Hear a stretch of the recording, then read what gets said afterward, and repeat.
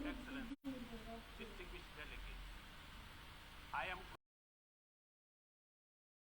grateful for the immense privilege to join your excellencies in this distinguished assembly, a privilege made possible by peaceful democratic transition following free and fair elections in Kenya on the 9th of August 2022.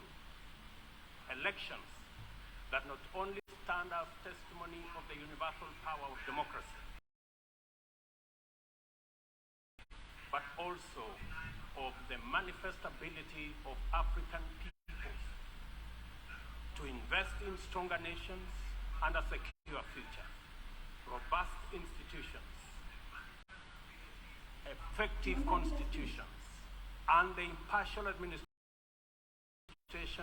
of the rule of law guarantees the achievement of shares as multiple grave challenges that include regional conflicts, the COVID-19 pandemic, the triple planetary crisis, food insecurity, and the rising cost of living. I take this opportunity to congratulate you, Mr. President, on your election to preside over this session, and to express my confidence that your wealth of experience offers us significant assurance of your good leadership. Your motto, solutions through solidarity, sustainability, and science, succinctly captures with particular resonance the urgent imperatives of our time. I assure you of Kenya's firm support and cooperation during your tenure. I further take this opportunity to commend your predecessor, His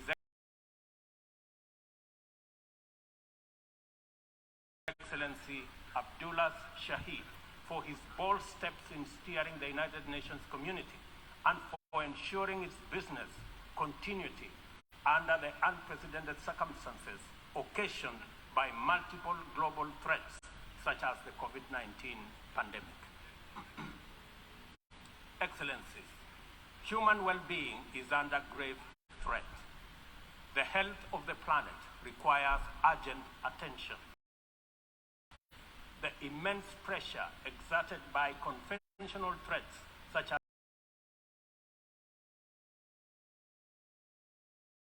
climate change, the global food crisis, terrorism, cybercrime, and armed conflict has been compounded by unprecedented, devastating disruptions due to COVID-19.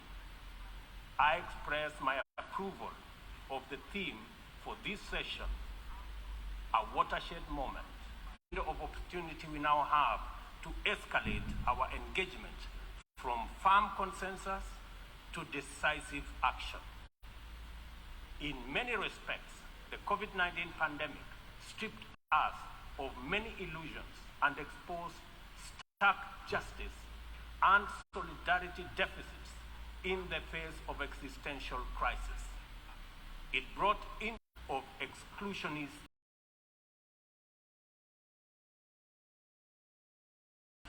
nationalism, a specter that undermines prospects of collective action and significantly impairs the resolve of the international community to that many nations, especially from the matters, as we do our best to get our people, enterprises, and industries back on their feet so that the engine of development can power our societies towards prosperity that actually leaves no one behind. Building back better is the universal rallying call to incorporate lessons learned into doing more in a better way to recover from the shock. I suggest that we have a golden opportunity to faithfully adhere to this motto by augmenting it inward and indeed with an additional B, building back better from the bottom. Building back better from the bottom upwards is essentially about including the marginalized to working majority in the economic mainstream. The bottom millions relentlessly wage their daily battle for survival in a crowded arena characterized by scarcity of opportunity and generally precarious existence. The ingenuity, optimism, resilience, and energy in this ever-bustling bottom is sometimes called hustling. Invisibly to policymakers and beyond the reach of many public services, these hustlers take nothing for granted, surviving overwhelming odds and frequently succeeding greatly. In the words of Abraham Lincoln, things may come to those who wait, but only things left behind by those who hustle. It is time to bolster the resilience of our nations, to mainstream these millions through deliberate strategies and efforts for economic inclusion by building back better from the bottom up. The interlocking challenges of conflicts, triple planetary crisis, and the global food crisis have impeded our momentum and obstructed our focus on achieving fundamental transformations towards sustainable development. In the Horn of Africa region, severe drought and disruption of supply chains due to the COVID-19 pandemic, as well as the Russia-Ukraine conflict, have left us food insecure, and consequently, we have been constrained to repurpose our strategies to prioritize drought and famine relief, insulating education and disruption, and improving social protection and healthcare systems to secure the well-being of our people. Many countries now bear witness to the unsettling phenomena of rivers, canals, and water reservoirs that are drying up on account of droughts and heat waves occasioned by climate change. Kenya is no exception. The northern arid and semi-arid rangelands of our country have been gravely impacted by drought, whose severity has not been seen or experienced in 40 years. 3.1 million residents of these atolls are now severely food insecure on account of scarce rainfall over 3 consecutive seasons, leading to poor crop and pasture. This unprecedented confluence of intensely adverse events has exacerbated water scarcity and starvation, worsened by rising food prices, thus complicating Kenya's roadmap towards delivering good quality of life to our citizens and hindering the progress to achieving SDG number 6 and SDG number 2. Severe drought has affected not only the Horn of Africa and the Sahel regions, but continues to devastate many others, including Asia, Europe, and the Americas. If for no other reason, the fact that we all are in this together must strengthen the case for concerted efforts across continents. With this in mind, I call on member states and all relevant stakeholders to demonstrate strong political will and showcase effective cooperation by supporting the most affected countries financially, as well as through sharing land restoration and climate change adaptation technologies.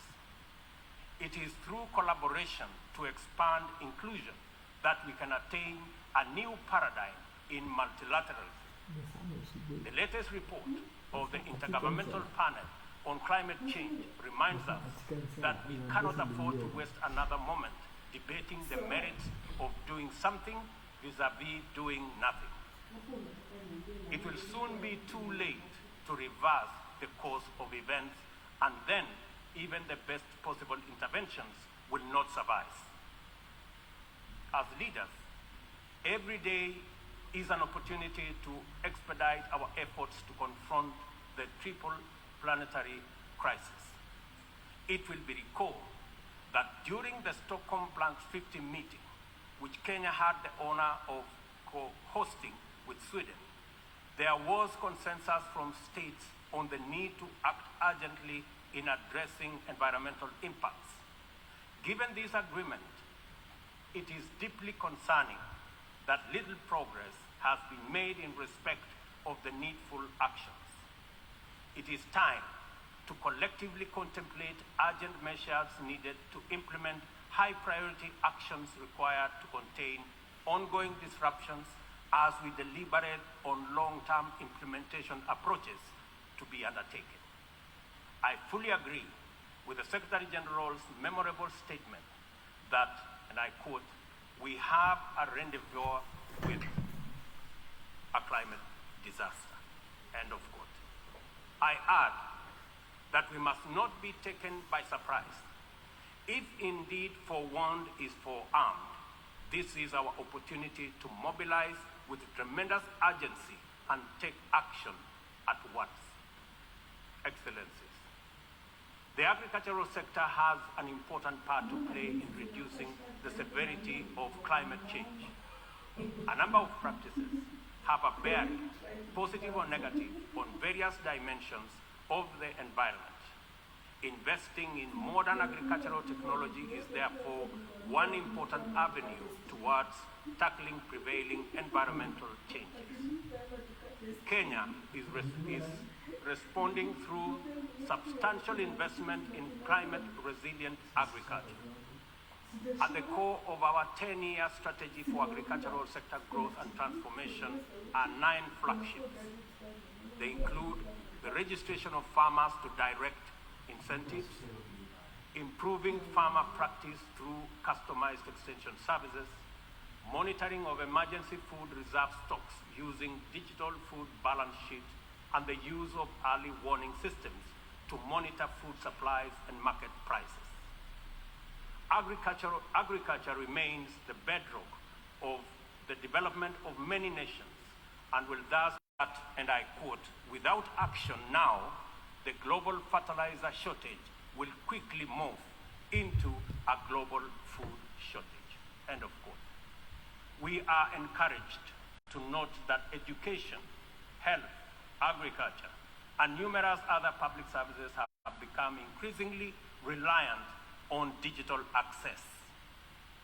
The world needs greater investment in the development of ICT infrastructure, accompanied with policies that support innovation and increased acquisition and deployment of technology.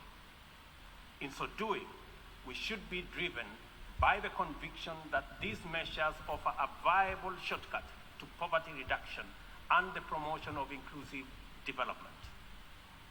I call for stronger global partnerships to enhance ICT infrastructure in developing countries and bridge the yawning digital divide between the global south and the rest of the world. Excellencies, this 77th session of the Assembly follows the commemoration of the 50th anniversary of the United Nations Environmental Programme, UNEP, at 50, as well as Stockholm plus 50, and the 4th United Nations Ocean Conference in Lisbon. Outcomes of these conferences demanded real commitment to address global environmental concerns as a matter of urgency and for a just transition to sustainable economies that work for all people. The March 2022 landmark resolution of the 5th United Nations Environmental Assembly in Nairobi to end plastic pollution is a decisive signal to the world that the world is prepared and motivated to act on this menace. Kenya is committed to work closely with other nations to pursue legally binding instruments aimed at bringing an end to plastic pollution. As the host nation to UNEP and the UN Habitat, Kenya affirms that these critical United Nations agencies have an indispensable role in the promotion of environmental sustainability globally, as well as developing socially and environmentally sound and sustainable cities. In keeping with its strong commitment to multilateral institutions, Kenya has made available more land for the United Nations office in Nairobi to facilitate the upgrading of its complex. I take this opportunity to call on member states to complement this contribution through enhanced financing to adequately modernize the Union facilities in Nairobi. Kenya remains a strong advocate for making the sustainable use of oceans and blue economy resources a development priority, holding the firm belief that significantly increased investment in this essential sector can end hunger, can also reduce poverty, create jobs, and spur economic growth. I urge the Secretary General to continue calling attention to the urgent need to develop this vital sector. In particular, I call on developed countries to invest in sustainable fishing, protect marine ecosystems, and share ocean-based climate solutions with developing countries. For our part, I am pleased to report that building on the historic 2018 Sustainable Blue Economy Conference in Nairobi, Kenya is reviewing its national blue economy strategy to strengthen community structures in participatory management of freshwater, coastal and marine resources and ecosystems. The strategy is expected to contribute to our economic development through food and nutrition security, coastal and rural development, and income increases along the aquaculture value chain. It also enhances maritime transport and tourism. We invite development partnerships to invest in Africa towards building capacity to sustainably utilize marine resources. We must rally together to make the best use of Africa's vast blue resources in developing our economies while meeting our climate targets. As we look forward to the 27th Conference of Parties to the United Nations Framework Convention on Climate Change, COP27, scheduled for Sharm el-Sheikh in Egypt, it is logical to expect that member states will shift their attention towards the development and implementation of frameworks for climate change mitigation. Accomplishment of pending actions by member states is essential for the implementation work that lie ahead. I therefore call upon all of us to urgently deliver on all commitments made towards climate change financing. On this matter, it is critical to emphasize that we are running out of time. Over the past decade, Kenya has sustained its aggressive pursuit for rapid socio-economic transformation through three principal roadmaps. First is the Kenya National Vision 2030. Second, the formal long-term blueprint aimed at transforming Kenya into a newly industrialized, upper middle-income country, providing high quality of life to its citizens in a clean and secure environment by 2030. The second has been the Africa Union's Agenda 2063, and the third, the Sustainable Development Goals. Kenya looks towards tapping into a variety of resources to catalyze the achievement of these interlocking and mutually reinforcing objectives.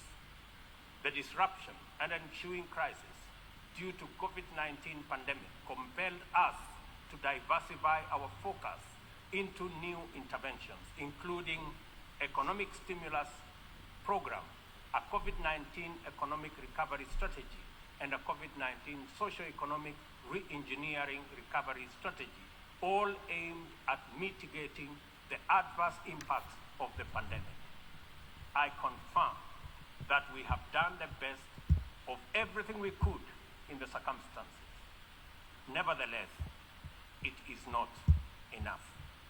Kenya and the rest of Africa, like other developing nations, are in need of greater international partnership and cooperation to avert economic crisis in the wake of the pandemic.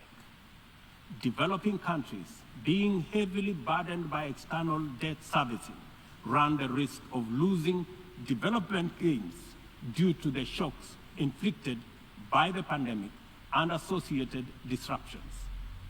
I call upon global financial institutions and the international community to take urgent measures and release all existing financial instruments to provide much-needed additional liquidity and secure better fiscal space for developing countries like Kenya to enhance social investment, support climate change adaptation and mitigation, and address security needs and resolve development financing challenges.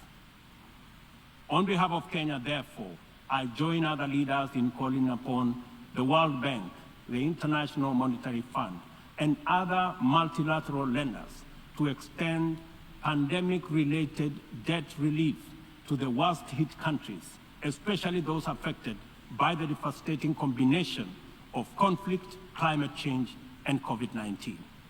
Furthermore, I urge the G20 to extend and expand the scope of the common framework to suspend or reschedule debt repayments by middle-income countries during the pandemic recovery period. At this point, I would like this distinguished assembly to take a moment and consider the peace and security landscape, a landscape currently beset with multiple challenges, yet abounding with considerable opportunities. Our home region of East and the Horn of Africa is in particular burdened by significant conflicts and challenges with implications for the region's development. We stand on the cusp of first opportunity for galvanizing confidence-building measures to generate and sustain momentum towards sustainable peace. In its role as an anchor state in the region, Kenya has sustained our investment in diplomatic efforts to find lasting peace in multiple situations within and beyond the region. Although some processes have yielded undeniable success, challenges remain. I therefore strongly reiterate our call for partnership towards confidence-building measures and urge more concerted efforts towards sustainable peace and stability. Kenya is currently serving in the United Nations Security Council. I am proud to confirm that our engagement over the last 2 years has prioritized regional peace and security, countering terrorism and violent extremism, peace support operations, climate and security as critical contributions to the collective efforts to build a safer, more prosperous and peaceful world. I am also proud to state that Kenya has continued to champion closer cooperation between regional mechanisms and the Security Council as an effective means to achieving international peace and security. Kenya continues to advocate the renewal of the Africa Union security architecture, which draws comparative strength from the highly productive complementarity between the United Nations, the Africa Union, and the regional economic communities. Working closely with the 2 elected African countries of the A3 in the UN Security Council, we are committed to finding a stronger Africa voice in the Council and achieving a consensus-driven, rules-based multilateral system. It is our manifest intention to see greater Pan-Africanization of the global agenda in order to make multilateralism work for the people of the world in their diversity. It is time for multilateralism to reflect the voice of farmers, represent the hopes of villagers, champion the aspirations of pastoralists, defend the rights of fisherfolk, express the dreams of traders, respect the wishes of workers, and indeed protect the welfare of all peoples of the global South. Let me express the strong collective conviction of my country that the relevance, legitimacy, and moral authority of the United Nations will forever remain deficient, undermined by the absence of comprehensive reforms of the United Nations Security Council. We therefore remain firmly committed to reforming the Security Council to make it a more effective, representative, and democratic global institution. Given the magnitude and variety of challenges the world continues to confront, a more fit for purpose United Nations is urgently needed, one that possesses the legitimacy and efficacy in dealing with threats to international peace and security. A just and inclusive world order cannot be spearheaded by a United Nations Security Council that persistently and unjustly fails the inclusivity criterion.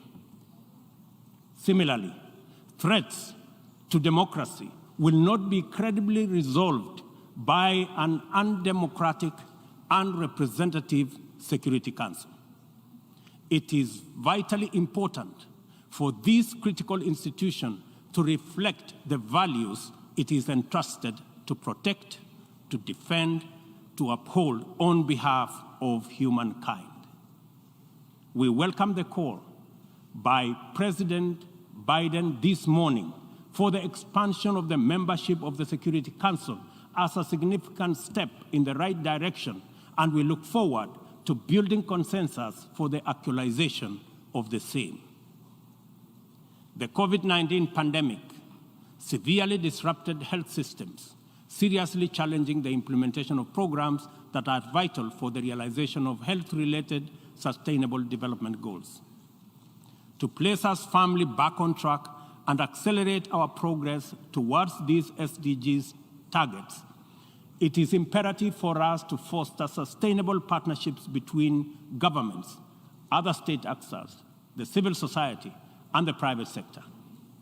This modality of collective action is particularly vital for building resilient health systems whose importance in enabling us withstand future pandemics and other health crises can no longer be disputed. For this reason, Kenya will continue to strongly support the development of legally binding World Health Organization international instrument to anchor global solidarity and promote equity. The fact of the matter is that the COVID-19 pandemic exposed for all the world to see the severe deficit of these critical values in our present multilateral configuration. Global supply chains remained impervious to demands in the global South generally, and Africa in particular. Unequal access to vaccines underscored this unjust and unequal situation with unforgettable clarity. Whenever human life, security, and welfare is in jeopardy, it is immoral to administer interventions through frameworks that are anchored on fundamental inequality. We are all witnesses to admirable demonstrations of effective solidarity in response to crises in various parts of the world. Our knowledge of the possibility of spontaneous yet resolute global solidarity reinforces the African exception as particularly repugnant. From genocides and civil conflict to famine and pandemics, the African continent is consistently left behind to bear the brunt of weak solidarity and disastrous failure of multilateralism. History indicates the last time Africa was the focal point of strong and effective multilateralism and multilateral consensus was during the Berlin Conference of 1884-1885, and the character of the ensuing interventions casts a long shadow to date. Not to put too fine a point to it, the failure of multilateralism during crises which relegate the people of Africa outside the cycle of moral consideration and normalizes humanitarian neglect and other casual injustices are failures of humanity. Nothing about Africa, and I say nothing about Africa or its people makes it acceptable for this type of failure to persist in this era. And we have an urgent moral duty to do better, and to right this wrong. For decades, Africa has borne the brunt of three epidemics: the HIV, tuberculosis, and malaria. I applaud innovative partnerships like the Global Fund for their progress in addressing the three menaces, and also welcome the ambitious targets set for the 7th replenishment cycle. Kenya is committed to supporting the Global Fund and implementing the agreed targets in order to actualize our pledge at the replenishment conference. Kenya calls upon all countries implementing the Global Fund programs, especially fellow African states, to remain at the forefront in championing for successful replenishment of the fund. This way, the mobilization of much-needed resources is enhanced, bringing us closer to the final elimination of these dangerous diseases. In conclusion, Kenya joins the Secretary General in calling for the strengthening of multilateralism as the only sustainable path to a peaceful, stable, and prosperous world for all. This is the imperative of our time and the call of this moment. It is time to work on the trust deficit with stronger conviction that none of us is really safe until all of us are safe. The theme of the 77th session, and I quote, "a watershed moment, transformative solutions to interlocking challenges," end of quote, demands that we recognize the crises we must confront are interlinked in a complicated way. They can only be effectively addressed through more imaginative strategies and innovative formula. A population of 8 billion people in a densely networked world increasingly looks up to the multilateral system as the anchor for their individual aspirations directly and indirectly through robust national frameworks. Increasingly, therefore, the United Nations system is expected to be responsive to these needs, and for the proceedings in this forum, in a forum like this, to speak to ordinary people in far-flung reaches of our incredibly diverse globe. It is impossible to address all their individual needs directly, but it is possible to respond to all of them by speaking with conviction to the universal values of equality, inclusion, justice, solidarity, and collective action, and by making sure that all our interventions effectively reflect them with clarity. The integrity of the international order must be measured by the distance separating our resolutions, consensus, and agreement from decisions, actions, committed interventions, and effective solutions. A watershed moment, therefore, demands that we reduce that gap drastically and quickly. Kenya pursues numerous essential domestic agenda through the multilateral framework. We are heavily invested in the strength, effectiveness, and eventual success of all interventions formulated by the United Nations. It is important that the output of this and other similar fora achieve immediate resonance in the minds and lives of our youth still seeking opportunity to express and actualize themselves, our farmers working to feed nations, our Juakali entrepreneurs striving in pursuit of success in the informal economy, and our professionals who formulate policy, implement strategy, and monitor service delivery in public and private sectors. Africa places immense value in the international community and the tremendous possibilities it can unlock through inclusive, sustainable, and effective action to transform the lives of our people and establish lasting peace, security, and shared prosperity. This watershed moment is our chance to turn the key and open this door of opportunity. We can make progress in addressing the triple global threats and liberate ourselves from the shame of past failures of multilateralism. At this watershed moment, we must not only choose, but also act decisively to bequeath our children and their children a greener, safer, healthier, and more abundant earth. Let us do it together, inclusive. The Assembly will now hear